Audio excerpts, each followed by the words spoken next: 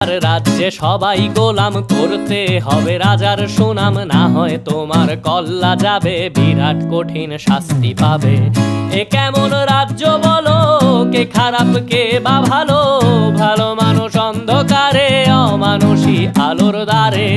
এ কেমন হচ্ছে খেলা, চারিদিকে কষ্ট মেলা, কে কোথায় যাচ্ছি ভেসে, থামবো কোথায় অবশেষে। রাজার রাজ্যে সবাই গোলাম করতে হবে রাজার সুনাম, না হয় তোমার কল্লা যাবে, বিরাট কঠিন শাস্তি পাবে।